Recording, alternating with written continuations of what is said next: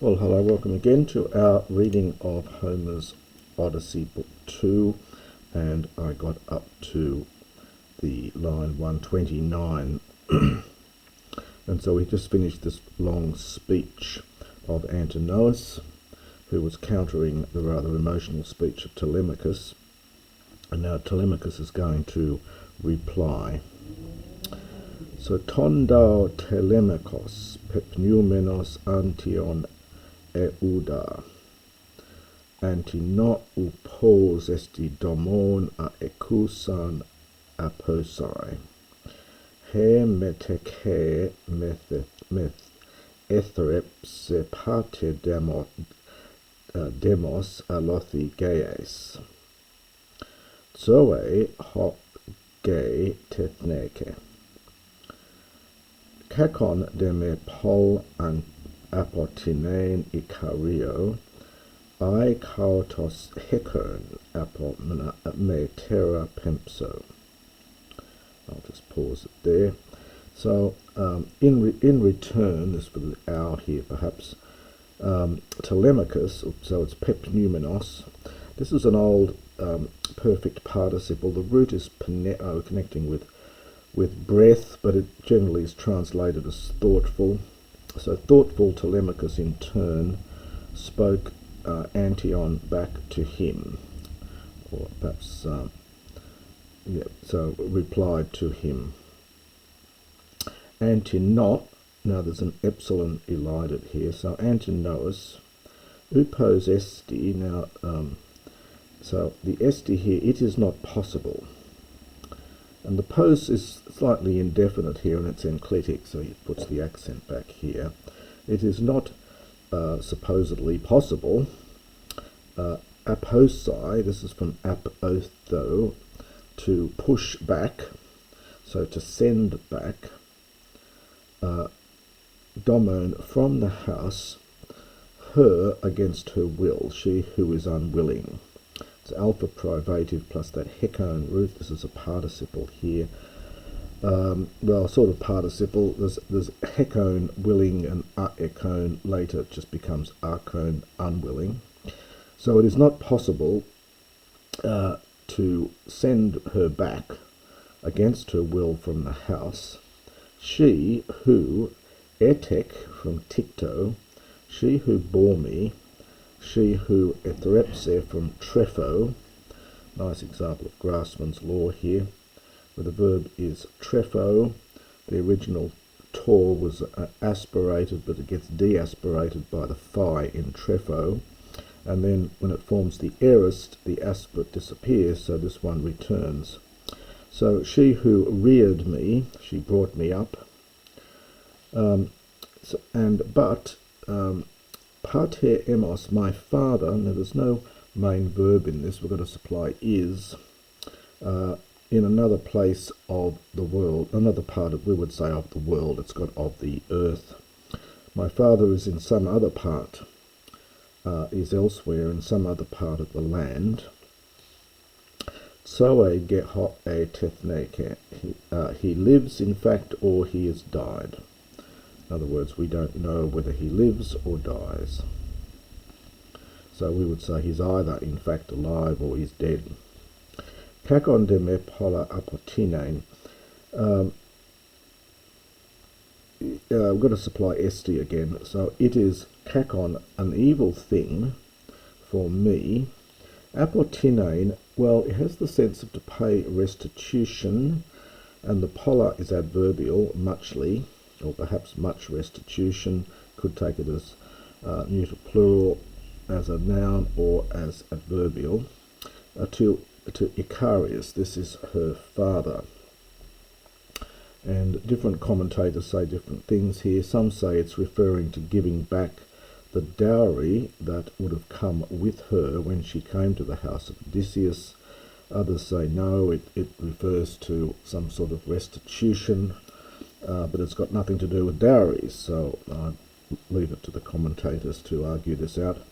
So but the Greek simply says, but it is an evil thing to, I'll just translate it as to pay much restitution to Icarius, A for epsilon iota. So even if he himself,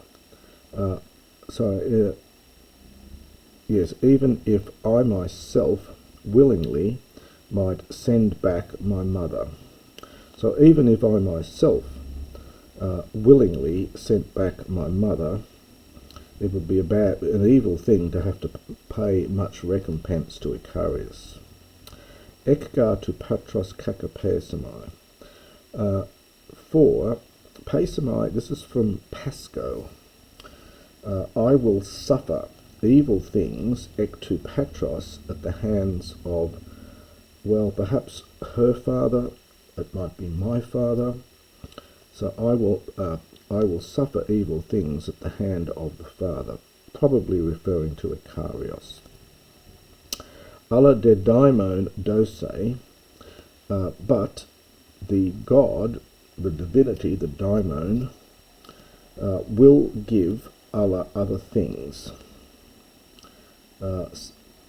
So I'll get into trouble from her father, but also the god will give me other problems, since my mother, I haven't read this in Greek here, so ek tu patros kakapesamai ala de daimon dose epe mete stugaras are set erinus oiku ap eukomene. But my mother, going back from the house, aresete, this is from that verb of cursing. She will curse, or send as a curse, hateful Erinus. This is an accusative plural.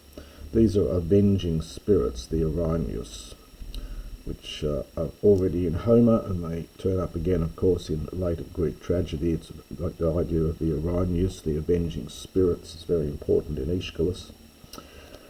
So since my mother, being sent back from the house, she will curse or send as a curse hateful avenging spirits. Nemesis demoi ek anthropon esetai on the next page. So esetai, there will be nemesis, there will be, so at the hands of men there will be nemesis. Well, it's a funny word, it has a huge range of meanings. It's sort of vengeance. So I think vengeance here might be the best one. So there will be vengeance for me, ek anthropon, at the hands of the men.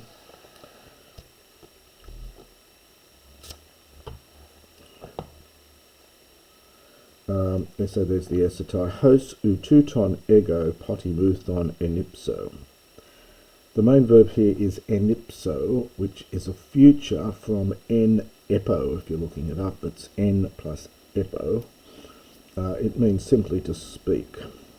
So thus I, poti, I will never utter this word, that is, to order her to go back home again. So he lists the reasons why he will not do so. He'll have to pay a penalty to the father. The father will be upset, maybe his own, maybe referring to his own father. The gods will give punishment, and his mother will curse him for doing so. And so thus, it's almost for this reason, I will not ever speak this word.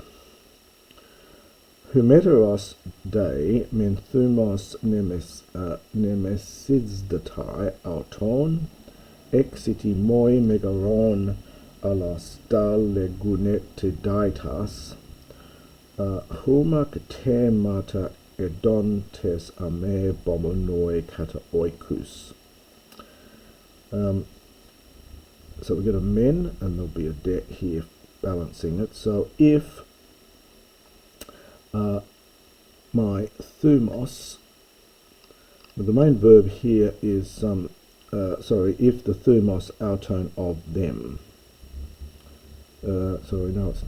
If it's humeteros, if your heart, nemizdatai, is feeling indignant about auton, them, about these things, perhaps.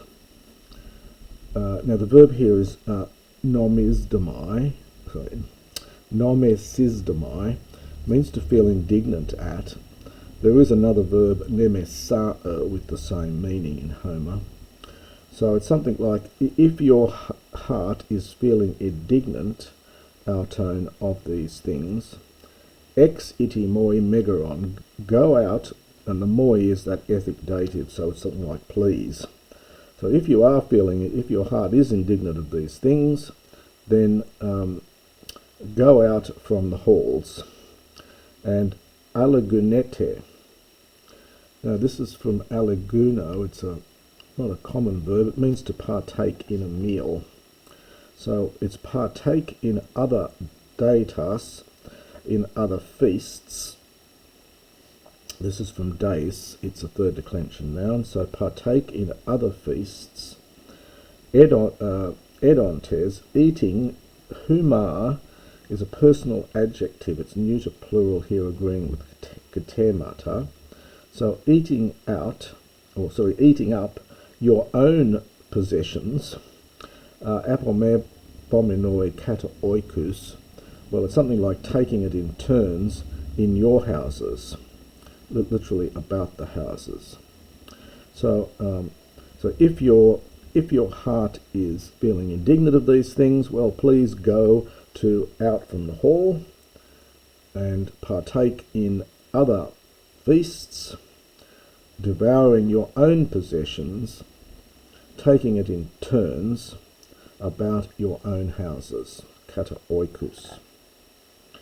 Eidehumin dokee todi lo iteron kai emenon emenai, andros henos bioton ne poinon olestai, keret.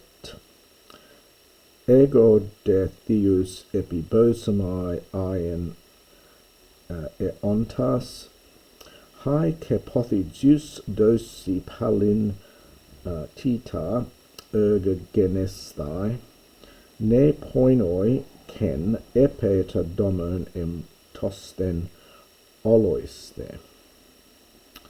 But if this seems to be, now loiteron is something like more advantageous. It's a comparative. The sense of it is, we get two of these words, it's sort of better and better, but the first one means something like more advantageous, kai emenon, again another comparative, meaning better. So if this seems to you to be more advantageous and better, and then emenai is just the infinitive like anai, so if this seems to you to be that, that is to destroy the livelihood of one man, ne poinon, without requital, kerete, this is an imperative. Well, it's something like shear it, in other words, then devastate it, then destroy it. So he's saying here that if you decide that it's more advantageous for you and better to remain here and to destroy the livelihood of one man, i.e. me, ne poinon, this is ne plus poinos, it's that negative ne, without requital, then kerete, go ahead and destroy it. Ego de theus epibosamai ion eontes, but I, epibosamai, this is connected with bo'o, to cry out to. So I will cry out to or call upon the gods, eontas participle, who live forever, being always. So I will call upon the gods who live forever. If Poti, if ever Zeus might grant there to be palintita erga, deeds of requital. This word is very rare in Homer, the palintita. It's something like requiting deeds, so deeds of requital. So if ever Zeus might grant there to be deeds of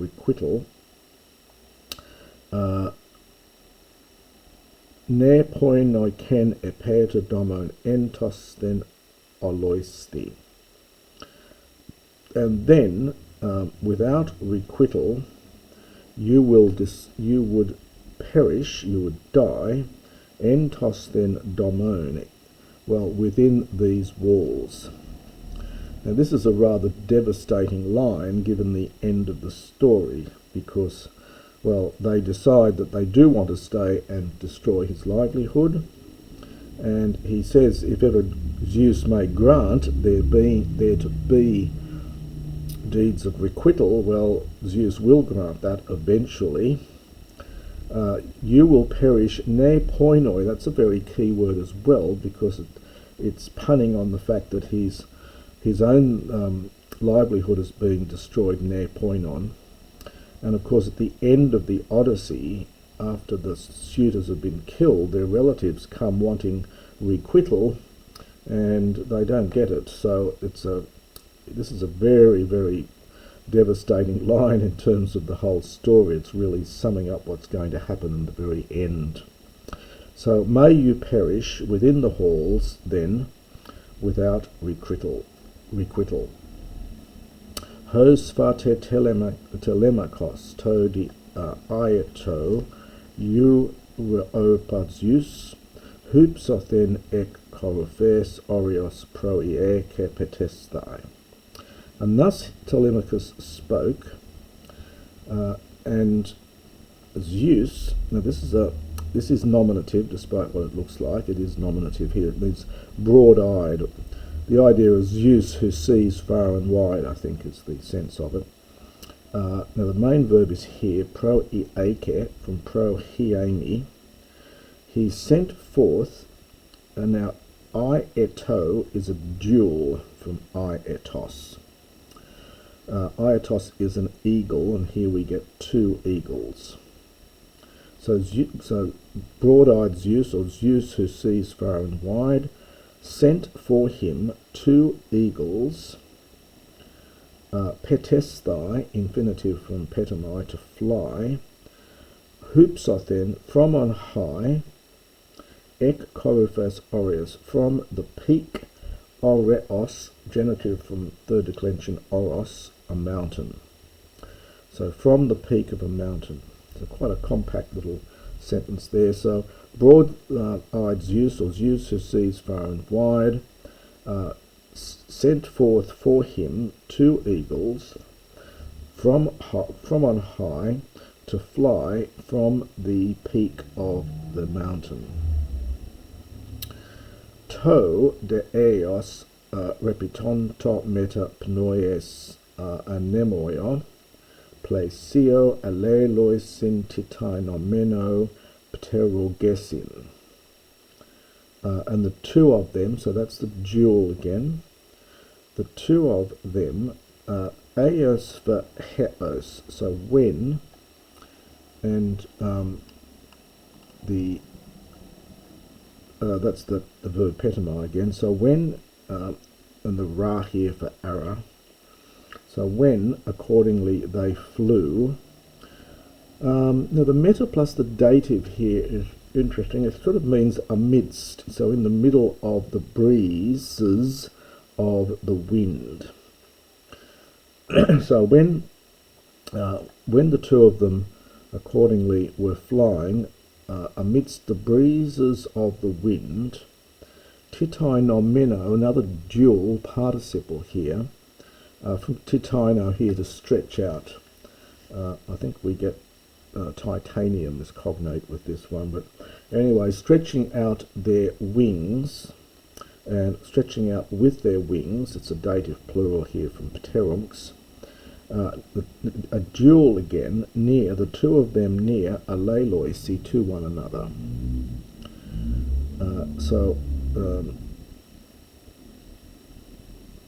So while they were flying amidst the breeze of the wind, they were, we have to say in English, they were stretching out with their wings near to one another. Al hoti dei mesen agoran polyphaemon hikesthein enth epidine thente tinaxasthein ptera pupna, eis de hiketein panton kephalas osonto de olethron, drupsameno donokesi pareus amphitederas, dexio ixan dia oikia kai polin auton. This is a slightly difficult little section here. But when in fact, now hikesthein is from hikneamai, it's a dual, aorist dual, middle. So when they came to the middle of the polyphermon is a two-termination adjective because it's got two parts to it. So agore, of course, is feminine, but we get an on ending because it's two-termination. This means clamorous or very noisy. Agorain, this is their meeting place. So when the two of them came, in fact, into the clamorous meeting, in the middle of the clamorous meeting place, there, epidinathente, this again is a dual aorist participle. It's an aorist passive participle. In fact, it's from epi, and the verb here is dinio. Dinio is to whirl. So whirling, the two of them there, the two of them whirling about. Tinaxasthein, another dual here from tinasso, which is to shake. So this again is an aorist dual without augment. So they're whirling about, the two of them shook their pukna ptera. Their pukna here is a sense of rapidly moving. Ptera from pteron, wing. So this is plural. They're rapidly moving wings. And now the hiketein is a difficulty here. The Oxford Classical Text, which is what I'm reading from, keeps this one, and it apparently is said to mean to make for or to go towards. Other editions of this book read idetain as a variant reading, meaning the two of them were glaring at. So it's either the two of them were making for, with the ace, the heads of everyone. So they're aiming down towards, they're swooping down above the heads of everyone, or if you take hidetain, they were glaring towards the heads of everyone. I think I prefer just to take the manuscript reading and just take this verb as somehow meaning to make for or to go towards.